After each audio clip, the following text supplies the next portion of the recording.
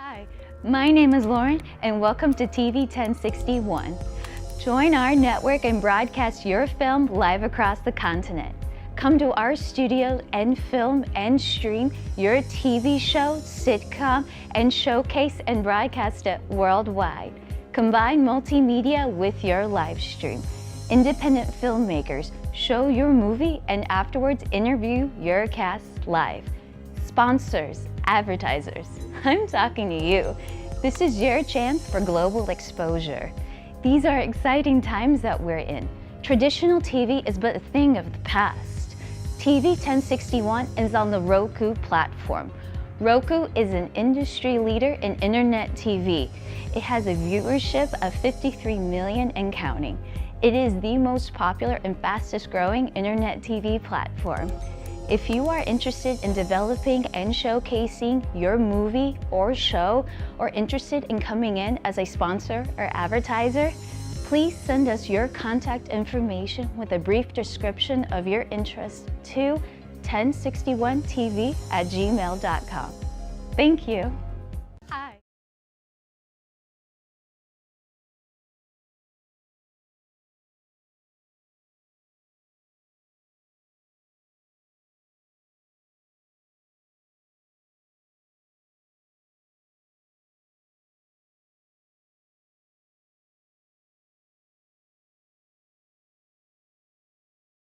Today's world exposes our youth to life experiences that are well beyond that which their years should allow. Violence, trauma, poverty, injustice. Our children's lives and their livelihoods are in constant danger. Wisdom Inc. is a community-based organization designed to save young lives by reducing violence and assisting youth in their personal development. Wisdom stands for wise individuals structuring and developing youthful minds. Through our collective wisdom, we can change lives for the better. Wisdom Inc. Reducing violence, developing youth, saving lives. Today's world exposes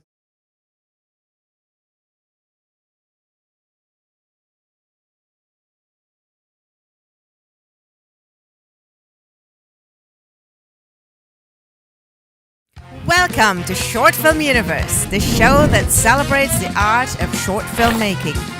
Join us as we take you on a journey through the exciting world of independent film. In each episode, I'll be interviewing some of the most innovative directors, producers, and filmmakers in the business, getting their insight and perspective on the craft of short filmmaking. We'll look at drama, comedy, documentaries, even mockumentaries, and all the genres that make up this exciting industry. So sit back, relax, and get ready to be entertained. This is Ina Morgan inviting you to join us at Short Film Universe.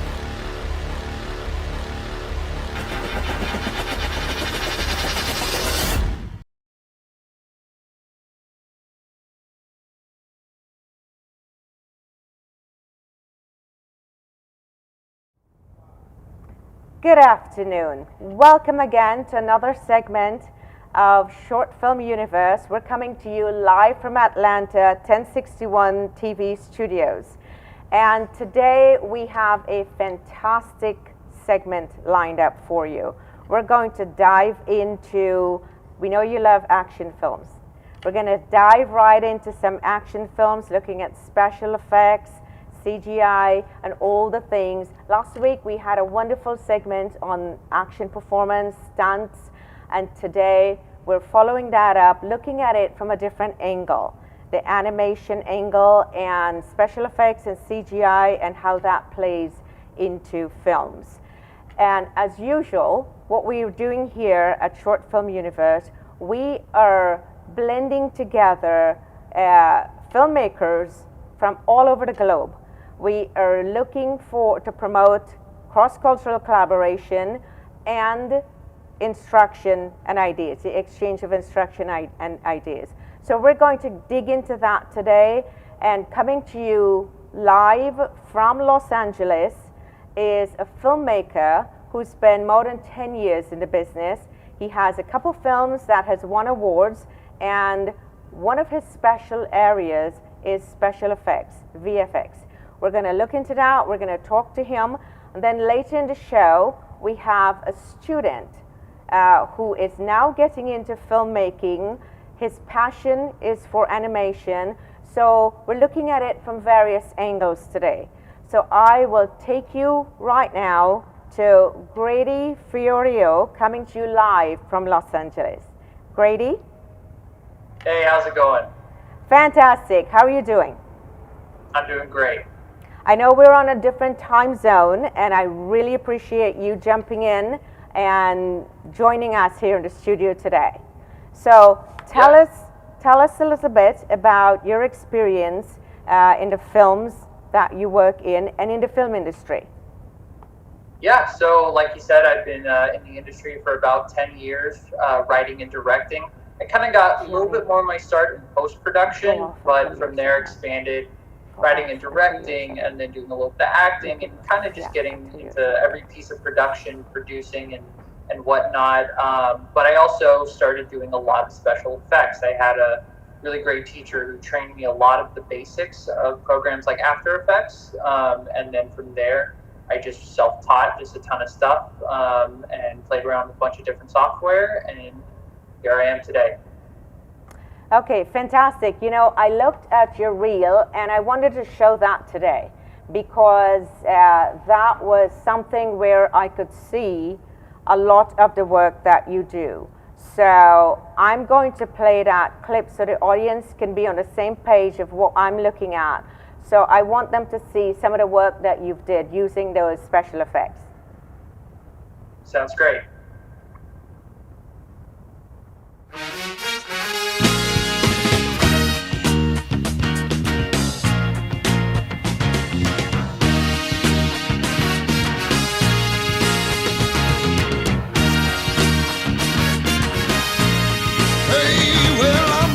Stranger in the black sedan, won't you hop inside my car? I got pictures, got candy, I'm a lovable man, and I can take you to the nearest star. I'm your vehicle, baby, I'll take you anywhere you wanna go. I'm your vehicle, woman, by now I'm sure you know that I love you, that I need you, I want you, got to have your child. Great God in heaven, you know I love you.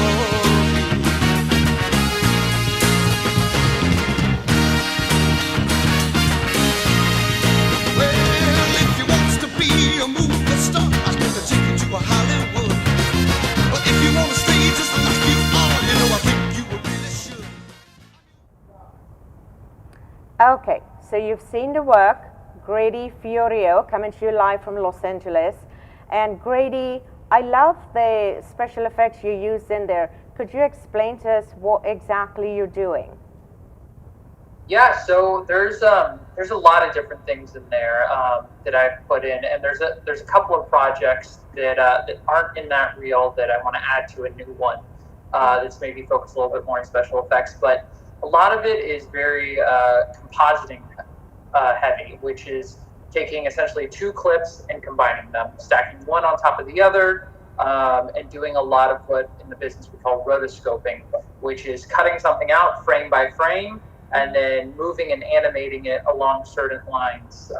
And it's really time-consuming stuff, but with some ingenuity and some cleverness, you can really pull off some great stuff and kind of convince people that you got a lot bigger of a budget than you actually do. So it's fun. It's good times. Okay, so there's some parts there where there's it looks like the man's face is cracked. There's some strange things happening. Educate me on that. What exactly is that? Lighting? Is that CGI you're using? What's happening there? Yeah, so that clip in particular is from an upcoming film I have called Stuck. And the short version is kind of a time travel film, starts getting into some weird dimension type stuff. And during that scene in the film, this guy starts kind of traveling through time a little bit, and weird things start to happen. So what I wanted for that is there's two different sequences in the film. One where he travels back in time just a little bit, and then one where he moves really quickly in time. and travels in this large portion. And I believe the section of the clip that you see is that big, large portion where we kind of went all out. And it's a combination of all kinds of different things. So one, for that scene in particular, it's meant to be super intense. So the editing is very snappy, just in the general cutting of it, the pace of the cuts. The camera movement is very erratic, but then it's actual manipulation of the footage. So I don't know if I would necessarily call it CGI. You could call it that, but it is taking different effects. Some are just as simple as just drag and dropping something on there to like mess with the color or kind of warp the shape of his face or something like that. But then there's other things where you're layering clips on top of each other to make look like there's 10 of something when you only had one on set. Or is that sort of like superimposing? Yes, I would say it's sort of like superimposing, but it's using all kinds of different elements, both things you had on set and both things you're doing digitally, and combining them to create kind of this whole synergy and put it all together. Okay. Now, I'm going to want to, because one of the biggest controversial things, conversation right now that I'm seeing since Avatar 2 came out, Avatar Way of the Water, which is the third on the number 3 in the box office. Of course, with the original Avatar being number 1, both of them winning best special effects. So of course, I'm going to want to dive into that and get your view on that. But before we do that, and that's heavily laden with CGI, so I'm going to want you to comment on that, of course. But before we do that, in vein of what you're just talking about with all the layering in the budget that you mentioned on this film that you're doing, Stuck, and you mentioned Stuck, that leads me to the next clip I want you to look at. Well, of course, it's your clip. You've already looked at it. But I want you to look at it again critically and help us understand, because my understanding from talking with you is that what you did here in this film is using your special effects technique. It looks as though you're spending a lot more money on these films than you really are. So perhaps, to educate the up-and-coming filmmakers out there, help us understand what you're doing. So I will roll that clip that you did with Stuck, and what I'm seeing, and you'll tell me if I'm seeing correctly, it's the same person in the room in 3 different places. Is that what we're seeing? Yeah. Okay, so I will roll that clip, and then I'll come back to you and you'll tell us what we're looking at and how you accomplish that on a low budget.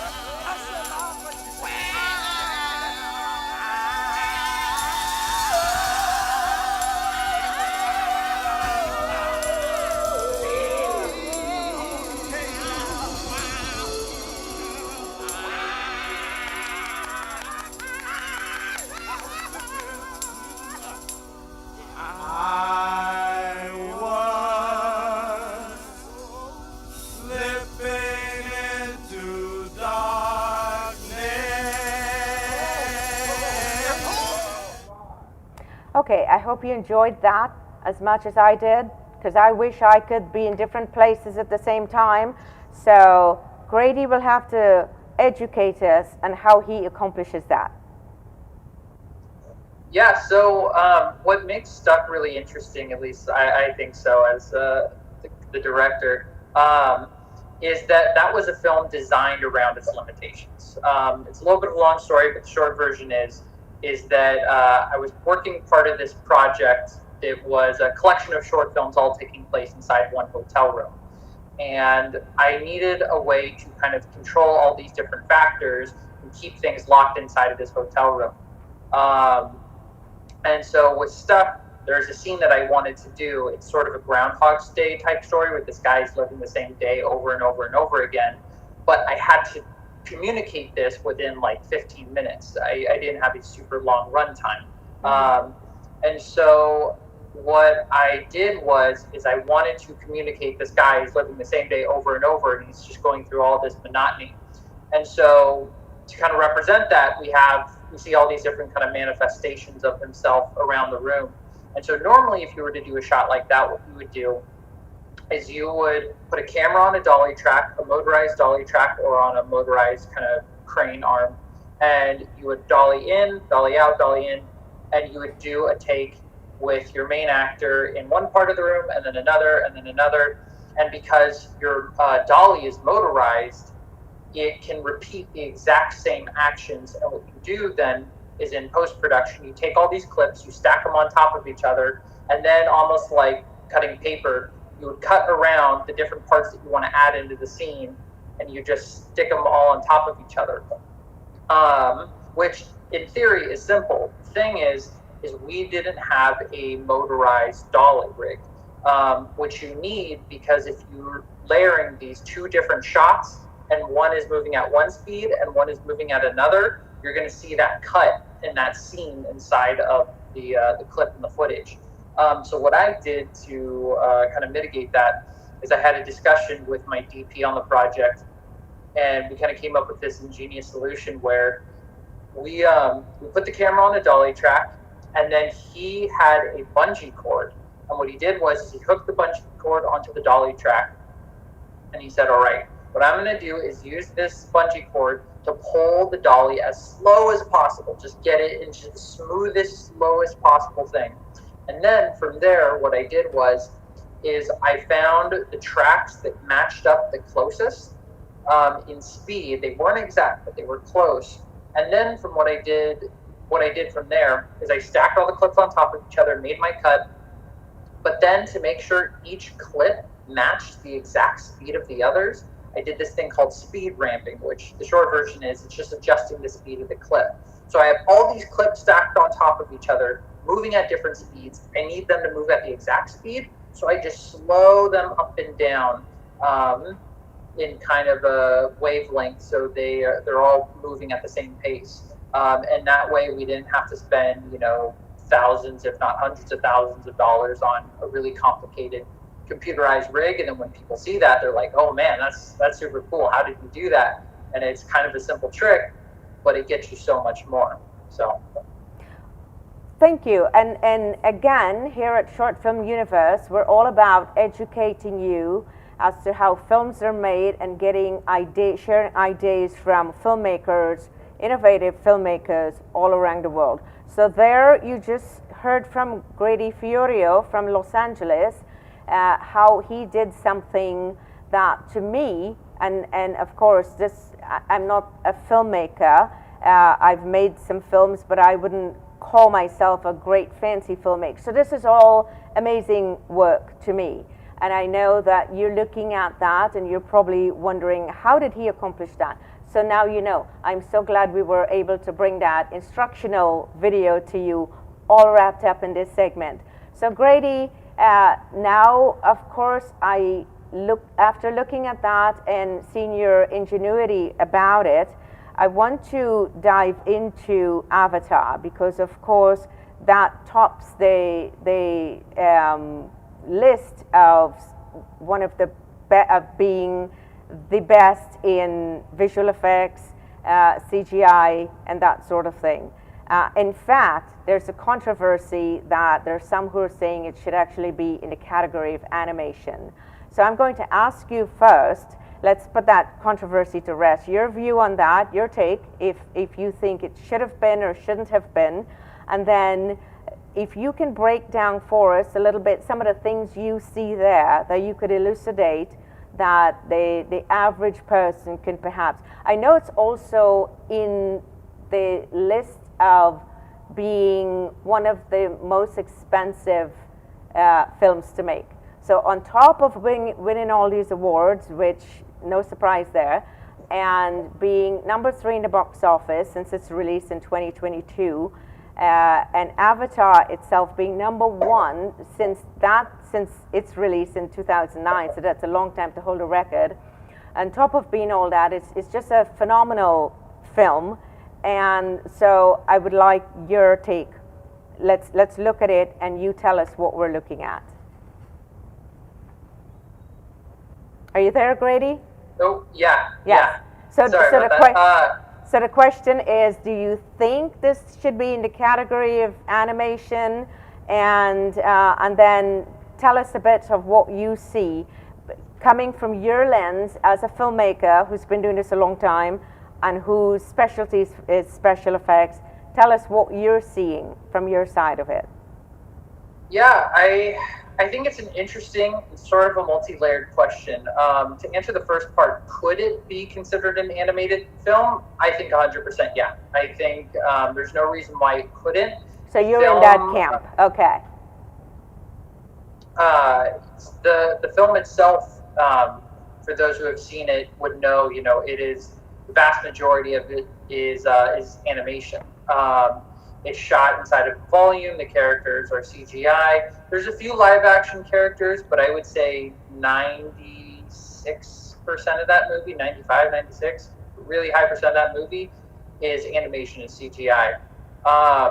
And so could it on a technical level? Yeah, it totally could. Do I think it should have been nominated? I think I don't really have a problem with it. I think I would have been totally cool with that. I think honestly what is more interesting about it is the debate in it of itself, because I think people they ask this question and this conversation happens in Hollywood or in kind of the cultural filmmaking zeitgeist, and it really seems like it's more about people see animation as like the lesser form of filmmaking sometimes. Like it's, Avatar's a real movie, so it's not going to be an animated, feature nomination. That's an interesting perspective there, and I'm sorry to interrupt, but I wanted to capture that. You're saying that they're seeing it that way because they're looking at animation as a lesser form of filmmaking. Yeah, that's an interesting perspective. Yeah, so that is kind of what I'm saying. I think it's interesting because animation has been around almost as long, if pretty much as long for as a long filmmaking time. has been around. Yes, yeah. And so these two mediums have grown up together. They've been on the same page. I mean, one of the first films ever made could honestly be considered an animated film. It's a short of a man riding on a horse, but it's the way they compiled it and put it together. It was 12. I think it was like 12 cameras all lined up, all taking pictures very rapidly. And then they just combined those pictures together. So it wasn't even just one camera rolling. So when we talk about the origin of filmmaking, it almost comes back to animation. But I think people in the back of their mind still kind of feel like animation is Bugs Bunny or it's Looney Tunes or Mickey Mouse, which even still then, like, the craft of how hard it is to make those things. Like, sure, it might be aimed towards a younger audience, but it still takes an incredible amount of work and craft to create. And I think Avatar is just another, it's the evolution of that. And so I think the question is not, should Avatar have been nominated, but rather, if it was nominated, would we be seeing it as a lesser film? I don't know, from what I've read, and perhaps you're seeing different conversations. One of the conversations that I saw and I was referring to was where there's the discussion, should it be in the category of animation? Now, the Oscars don't agree because according to their standards for animation, in their minds it didn't qualify and it served more as a live action film. So I know it took away 4 awards at the Oscars, including Best Special Effects. So I'm sure James Cameron was not complaining, especially considering if you look at the first 5 box office top hits, he has 3 in there. So I know he's not complaining at all. Again, yeah, I just wanted to suss up, but it's a very interesting, and I'm glad you brought that up and I asked that question, because that's an aspect that I did not consider in terms of when we're arrogating or derogating value to something to say this is less or that's more. So that's an interesting perspective shift that you just introduced there. So what I'd like to do is I want to continue on that, because also we just dived into the part of animation, and in our second segment we have a guest on the show who will show a clip on animation, and we'll go a little deeper to talk about animation. So let's go to a commercial break. When we come back, Grady, we'll have our guest here with us, Gianni Maddi, who, as I mentioned earlier, is a film student, and his interest is in animation. And so we'll get into that when we come back from our break. My name is Lauren, and welcome to TV 1061. Join our network and broadcast your film live across the continent. Come to our studio and film and stream your TV show, sitcom, and showcase and broadcast it worldwide. Combine multimedia with your live stream. Independent filmmakers show your movie and afterwards interview your cast live. Sponsors, advertisers, I'm talking to you. This is your chance for global exposure. These are exciting times that we're in. Traditional TV is but a thing of the past. TV 1061 is on the Roku platform. Roku is an industry leader in internet TV. It has a viewership of 53 million and counting. It is the most popular and fastest growing internet TV platform. If you are interested in developing and showcasing your movie or show, or interested in coming in as a sponsor or advertiser, please send us your contact information with a brief description of your interest to 1061tv@gmail.com. Thank you. Hi. To life experiences that are well beyond that which their years should allow. Violence, trauma, poverty, injustice. Our children's lives and their livelihoods are in constant danger. Wisdom Inc. is a community-based organization designed to save young lives by reducing violence and assisting youth in their personal development. Wisdom stands for wise individuals structuring and developing youthful minds. Through our collective wisdom, we can change lives for the better. Wisdom Inc. Reducing violence, developing youth, saving lives. Today's world. Thank you. Welcome back. Thanks for staying with us. And we do appreciate the fact that there are a million things you could be doing right now, but you're here with us. So thank you very much. Now, as I mentioned, we have a budding filmmaker, and what we do here at 1061 Studios in Atlanta, we also, in keeping with looking after the youths in the community, we have a program called Wisdom Inc., where we like to work on keeping the youths off the street. And so bringing in Gianni today, we're looking from an instructional perspective. How do we help the youths in their education? At 1061 Studios, we also have internships where they come in and they train with our producer, learning the business of filmmaking. Gianni is one of those who will be coming in and interning with 1061 Studios. And this is an amazing young man, 13 years old, in 8th grade. He's done things that I haven't done. He's been up in the air more than 3 times in a Cessna. So he's flying high, needless to say.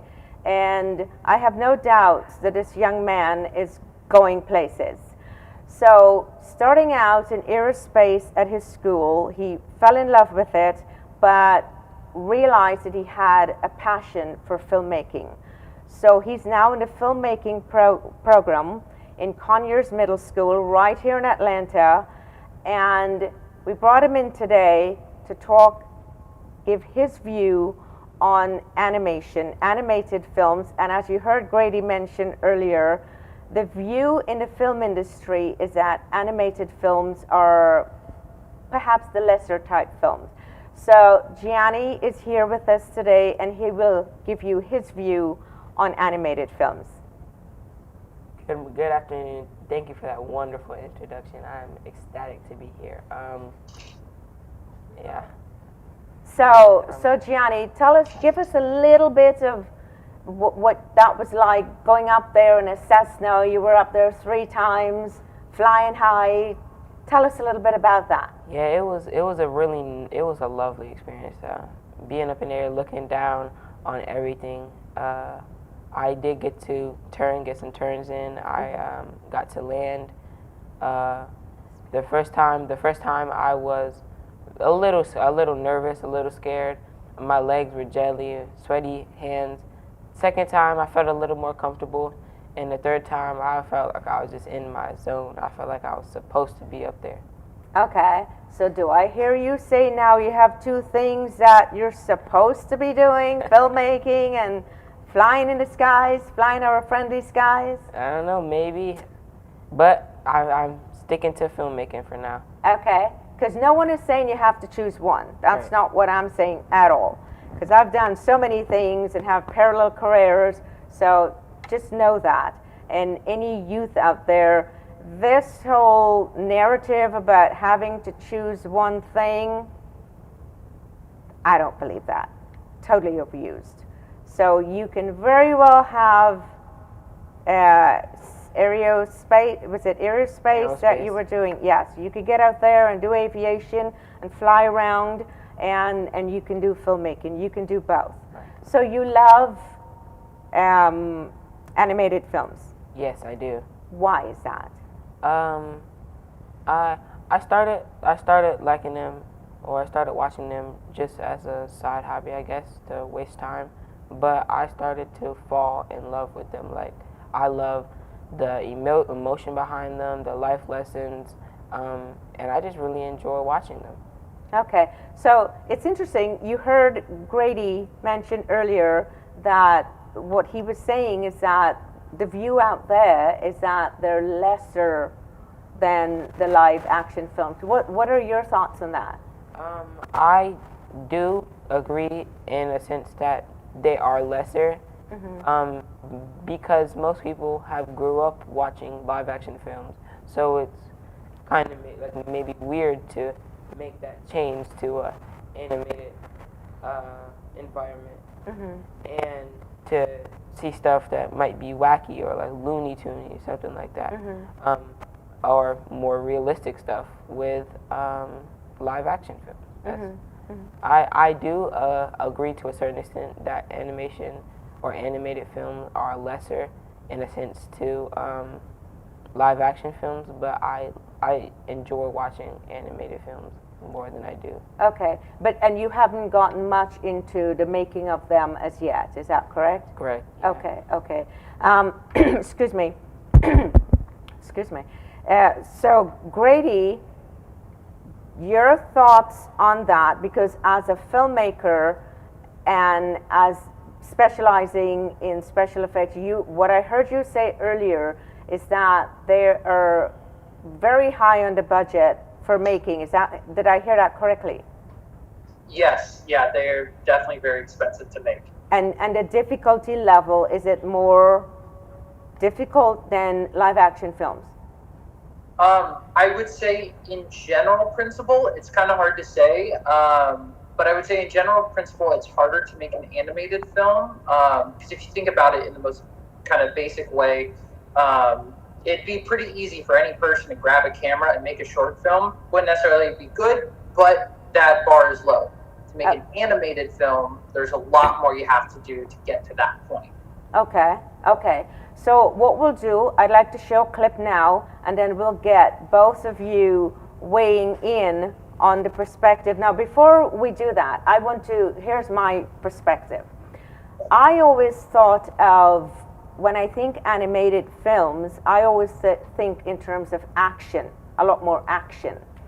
And earlier, when I was speaking to Gianni, you mentioned emotion, and that really threw me, because I always thought, when I think of animation, I think something more robotic, and I think that's why I think more action and not much emotion. Okay. But you spoke, and just now you spoke of it, and earlier when we spoke, you spoke of the emotional side of it. So when we look at this clip, that's what I want us to look at, that emotional side of it. And I'll ask you also, Grady, to make a comment on how that comes across, or how are they bringing that across, what effects they're using to bring that emotion out. Because I see action. So let's take a look at that clip and we'll go into what's happening there. 心配するな麦わら貴様の望み通りまた一緒になれるように一人残らず同じ地獄に送ってやる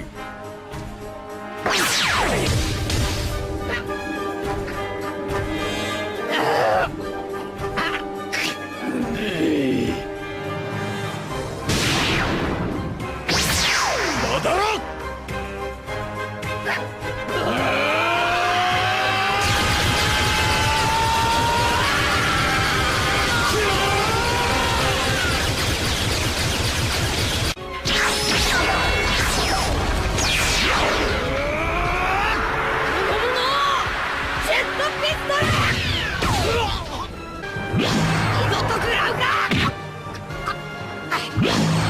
最大輪六王眼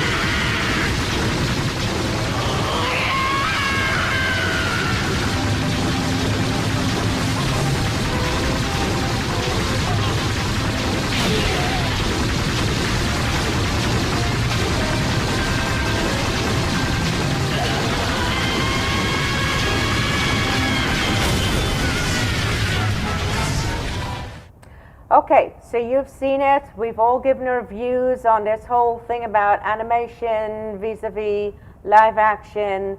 Feel free to send us some comments as you're watching live, and tell us what your views are on this clip that we've just looked at. So I'll go back to Gianni here. So tell us a bit about this. When I watched this clip, I was a little confused. After watching it and doing a little bit of research, I learned that it was a huge pivotal point in this animated film. This particular clip we watched today? Yes. Okay, and how so? the emotion that it like held in the clip. He made a promise to his friends and to himself that he wouldn't lose. He had already lost the first time, and as you saw in the clip, he looked like he was passed out, about to fall over. And instead of falling, he caught himself and he kept on fighting. Why was it a pivotal?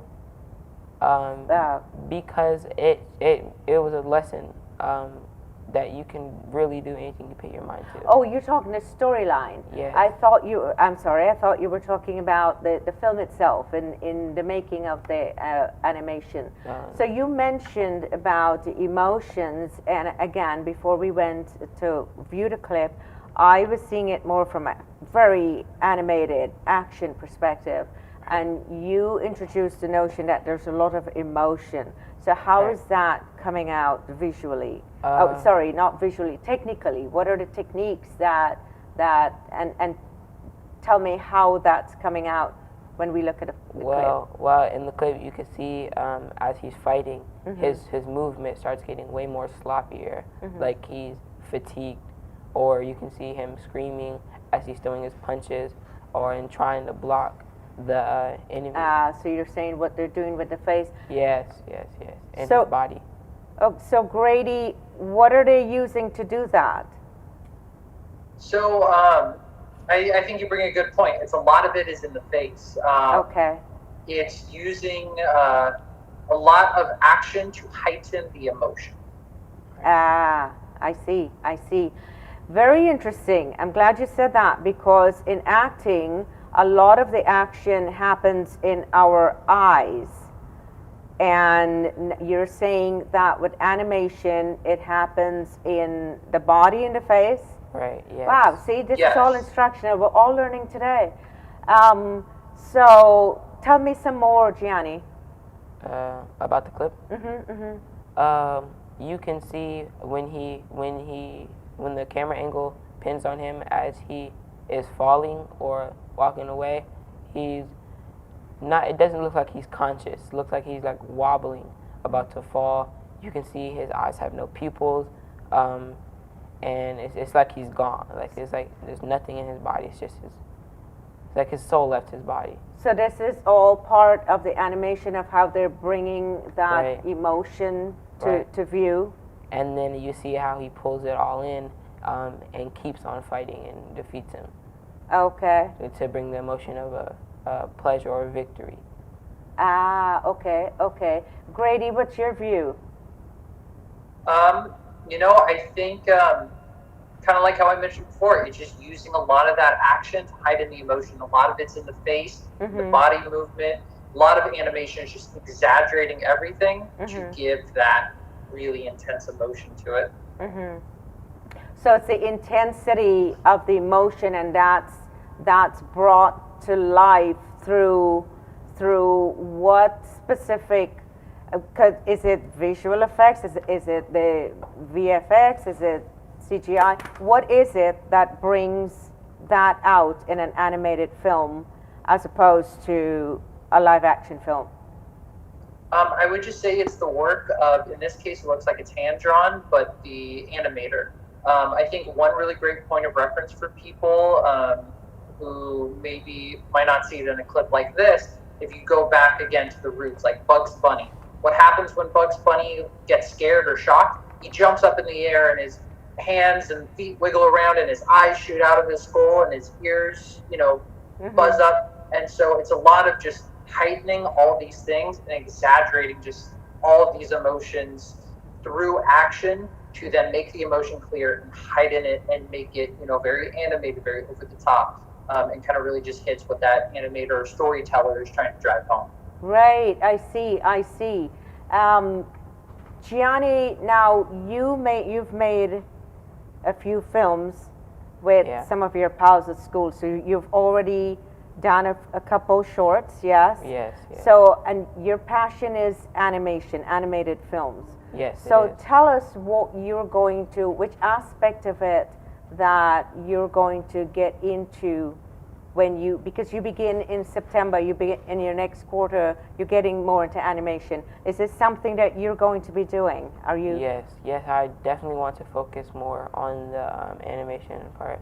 I want to increase my skills in drawing, because usually in animation it's drawn out and overlapped with like a rough picture, animated picture, and then it's animated in. So I definitely need to improve my skills on drawing, and I just want to really explore, dive deep into animation. Okay. At this point, I want to remind the audience we have our phone lines open, so if you have questions for Gianni, who is a budding filmmaker at his middle school, and also for Grady, who is in Los Angeles now. So the phone lines are open. The number is scrolling across the screen there. Give us a ring. You have your opportunity to ask questions on this very intriguing discussion here about animation versus live action films. I mean, who doesn't like a good action film, right? So while we wait for that, I want to ask Grady a question. You did a Western film, yes? Yeah. Remind me the name of that film. It was a film I acted in called Rosemary. Rosemary.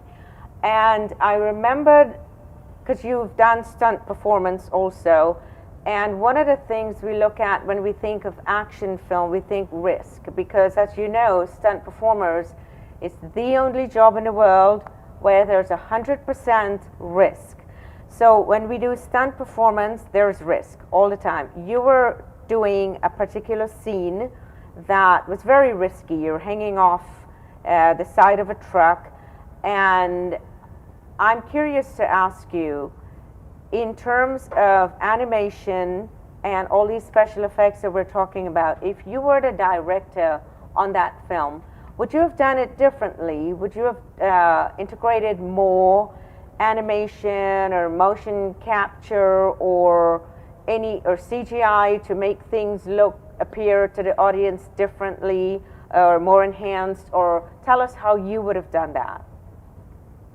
So that scene of the truck is actually, that was for a different project. In Rosemary, it was more fight scenes and fight choreography. Mm-hmm. But to your point anyways, as filmmakers, we're always kind of balancing two different truths when we do stunt work. It's the live action always looks better. It pretty much, whatever you do for real, it always looks better. But it's not always safe, even with a lot of precautions, and you really need to have people that know what they're doing. Otherwise, it can be deadly. And so, but with the right team, those things can be done. I mean, look at Tom Cruise in Mission Impossible. He hung on the side of a plane for like 20 takes or something. Right, yeah. So with the right stunt team, theoretically, you can kind of do, I hate to say anything, but you have a lot that you can do. I think as a filmmaker, you always have to assess what can I do safely? Because that's always got to be paramount. Because who cares if you get the coolest stunt in the world if someone dies? Because you can't take that back. That can't be undone. So safety always has to be paramount. And then from there, you have to assess, okay, what can my safety team, my stunt coordinator, what are they prepared to do? What are my actors comfortable with? And you figure out where that line is, and if it crosses the line, then you go, okay, what's going to be CGI? What's going to be a body double or some sort of effect to kind of, do this in a safer manner. And sometimes you go, well, it's not safe to do, and we don't have the special effects to do it. So now you're kind of like, well, we need to think of a new stunt. We need to think of a new special effect. We need to find a way to rework this scene for the limitations we have. And often those limitations breed new creativity and life into our projects. Okay, so it seems to me that animation, special effects, motion capture, CGI, whichever one we're integrating and using is definitely the future.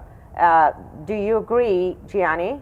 Yes, I do. Okay, I see a lot more, all these gaming things. And the box office tells a story. I mean, there are 4 films up there. If you look at from number 1 to 5, 4 of them are using all these different various techniques to enhance the film, give a better audience experience. So I think that's definitely where this is going. Is that what you're looking to capture, Gianni? Yeah. Okay. Yes, I am. What are your views? Because I asked Grady this, and I want to throw this at you now. What are your views on Avatar? I think that the or let me ask that question differently. Is this where your mind is projecting when you think of animation? Okay, hold that thought. We have a call coming in. Let's take that call. 1061 Studios, thanks for calling. You're live on our show at Short Film Universe. Hello, can you hear me? Yeah. Hello, you're live on the show at Short Film Universe. So I have a question for Gianni. Gianni, okay. Okay. Yes? So what originally got you into animation? Watching it, like really paying attention and Longer. and paying attention to what was really going around on the internet and seeing what was starting to be popular. I thought maybe I should watch it or give it a little try.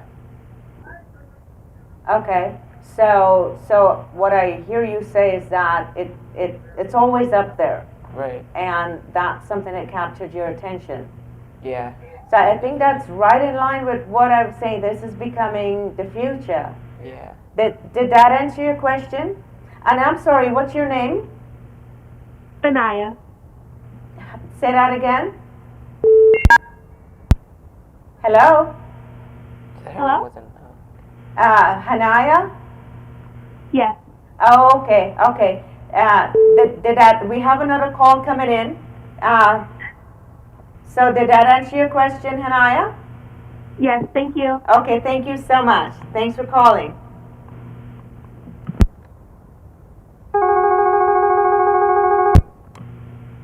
Hello, welcome to Short Film Universe. You're live on set. Hi, my name is Jada. I'm calling from Binghamton, New York. I have a question for Gianni. Oh, sure. And I'm sorry, I didn't catch your name. Jada. Data? Yes. Thanks for calling, Data. Okay, and you have a question for Gianni. Gianni, you're popular today. Okay. So, Gianni, my question for you today is, what influence do you want to have when you're working, like, with animation? What influence do you want to put out to everyone to, like, their take back from it? That you should never give up on your dreams, and anything you really set your mind to, you can do, and to believe in yourself. Yeah. So this is going to be part of when you're putting out your film, that message is going to come across as a filmmaker. Yes. Okay, that's a very impactful message. Data, did you hear his response? Yes, I did. I also have another question. Sure. Do you think that you would work more with the female characters, male characters, or would you incorporate, like, both of them in stories in your animations that you're going to be making? I think I would definitely incorporate both of them, depending on the scene. In more action scenes, I definitely would try to include a little bit of both, but in emotional scenes where the emotion really needs to be seen, maybe I'll include more girls, or in training arcs, or when you're training to fight a villain or something, then definitely like more boys or something. So Data, I have a question. So did you hear Gianni's response? I did. I have a question for you. Sure. It sounds like, are you thinking we should have Charlie's Angels in animation? Is that where you're going with this? Maybe not Did I necessarily hear that? Charlie's Angels. Even though, like, male watchers and viewers of animation can relate to male and female characters, I just wanted to know Gianni's perspective as to what he, where he was going to Where move he's forward. going with it. Yes. Thank you. I love storylines and how he would depict a male and female character. Right. And I love the fact that you asked that question, yes, because that's definitely a consideration given the various identities that we have now in society. So definitely a question for the future generation in filmmakers, especially in animation, since that's becoming such a great thing now. And after this, we'll go to a commercial break. Any other questions, Data? No, that was it. Good luck in your animation, Gianni. Thank you. Thank you so much for calling in. Appreciate it. We'll take a commercial break and we'll be live right back, and the lines will be open. Feel free to give us a call. All right, sounds good. Thank you. Thanks. Exposes our youth to life experiences that are well beyond that which their years should allow. Violence, trauma, poverty, injustice. Our children's lives and their livelihoods are in constant danger. Wisdom Inc. is a community-based organization designed to save young lives by reducing violence and assisting youth in their personal development. WISDOM stands for Wise Individuals Structuring and Developing Youthful Minds. Through our collective wisdom, we can change lives for the better. WISDOM Inc. Reducing violence, developing youth, saving lives. Today's world. Thank you for staying with us. We're back, 1061 Studios. Wow, before I could even get into the segment, we have another call. So 1 second, we'll take this call. Hello, 1061 Studios in Atlanta. This is Short Film Universe. You're live on set. Can I get your name? Hi, this is Whitney. How are you? I'm doing fantastic, Whitney. Thanks for calling. Thanks for asking. You're welcome. My name is Whitney. I'm calling in from Dallas, Texas.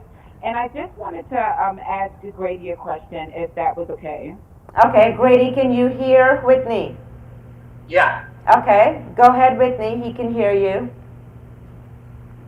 So, Grady, what I wanted to know is, do you see yourself personally moving into more of bringing animation and more CGI into your films as you move on, being that this is such a popular area in film right now? That's an interesting question, and it's one that a lot of filmmakers, I think, have been asking themselves. I think for me, I see all these different avenues as tools. And it's a tool for telling the story, which is always at the heart of it. I definitely want to try and experiment with some animated films and move into that and see what opportunities for characters and emotion that offers, especially as the tools expand and become much more user-friendly and available to people. So it's definitely something I want to experiment with. But for myself, I don't see my career specifically as an animated director or live action. I see it as kind of all-encompassing for whatever services the story and the characters. Okay. All right. Thank you so much, Grady. Thank you. I look forward to seeing more of your work. I really love the clips that they played of yours as well. Thank you. Well, if you like that, Whitney, we have, before we end, we'll show one last one. I saved the best for last. I mean, of course, they're all fantastic.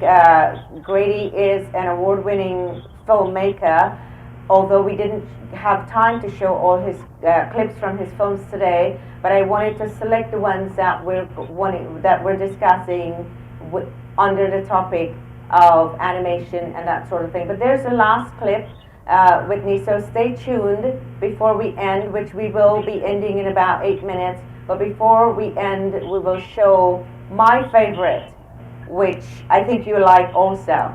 So thank you so much for calling in, Whitney. Thank you. Thank you for having me. Great show, by the way, you guys. Thank you. Thank you so much. So, Grady,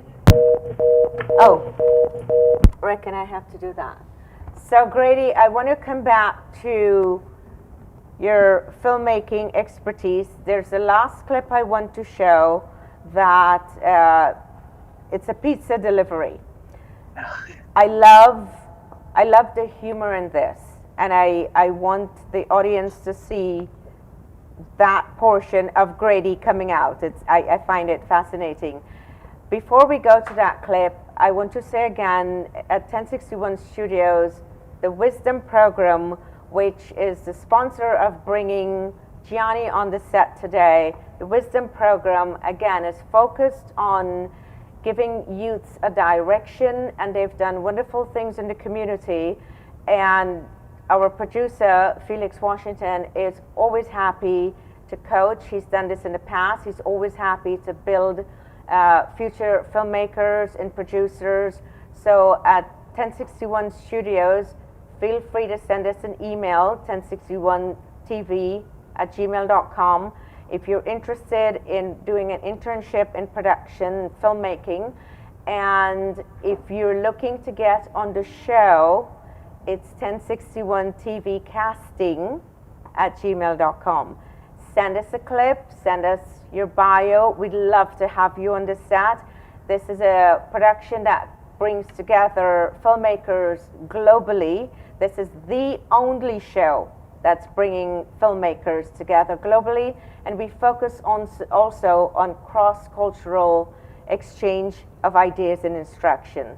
So thank you again so much for watching. Don't go away. We will have a look at Grady's film and a clip, and we'll come back. He'll tell you a little bit about it, and then we'll close out. So stay tuned. Here's Grady's clip coming up.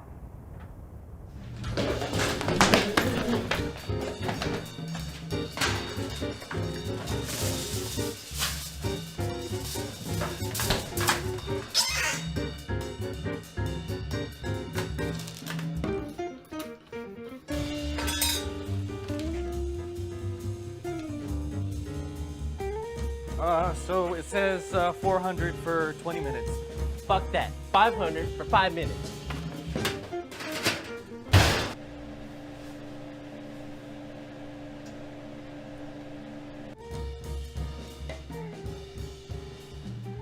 I knew someday I'd be part of your world. That looks like shit. Yeah, but it's our shit.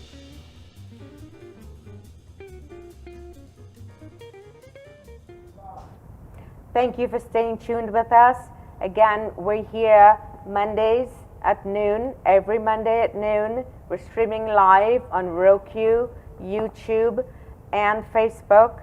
And we're also here live, coming to you from Atlanta, 1061 Studios, on Thursdays at 5 p.m. And all of that is in Eastern Standard Time. So join us again. Let's get a quick word from Grady about that clip you just saw. Yeah, so that clip is from a film that I have upcoming called It's Not Delivery. That is going to be releasing hopefully pretty soon. We just did a couple of reshoot touch-ups on the project and a bit in post, so that one's almost done. But that was a scene that I thought was a lot of fun. These pizza delivery drivers are scrambling to remake a pizza that someone has accidentally eaten. And so they have to remake this Hawaiian pizza with just home things they have available. But it was a lot of fun to make that project. It was very crazy, very intense, but it was a lot of using all the tools we had to kind of all of our filmmaking tools to heighten the comedy, heighten the intensity. And that shot also has a hidden special effect in it. So I don't know, maybe viewers can see where they can find it. Well, I think emphasis on the word hidden. Maybe I need to watch it again. But I reckon it was so humorous, and perhaps that's what captured me. But thank you again so much, Grady, for coming in, taking time to be with us here at 1061 TV in Atlanta. Thank you, our guests, for joining us. Really, really appreciate it. Do have a look at the video that'll be uploaded live on YouTube. Thank you, Gianni Matti, coming in from Conyers Middle School. Really appreciate having you on the set. Thank your mom for me. She raised a lovely young man. And again, we're here live on Mondays at noon, Thursdays at 5 p.m. All thanks to my producer, Felix Washington, for all this loveliness you're seeing around here. Well, of course, I'll take credit for the outfit. That loveliness is me. Oh, and by the way, this is my Zaria outfit in a production that I did, Platform, with a fellow filmmaker in Belgium. And so I wore this outfit specially for you today. This is my animated outfit. So thank you so much, Felix, my producer of Short Film Universe. And thank you all for watching. Join us again next Monday, 12 noon Eastern Standard Time. Thank you. God bless. Welcome to Short Film Universe, the show that celebrates the art of short filmmaking. Join us as we take you on a journey through the exciting world of independent film. In each episode, I'll be interviewing some of the most innovative directors, producers, and filmmakers in the business, getting their insight and perspective on the craft of short filmmaking. We'll look at drama, comedy, documentaries, even mockumentaries, and all the genres that make up this exciting industry. So sit back, relax, and get ready to be entertained. This is Ina Morgan inviting you to join us at Short Film Universe.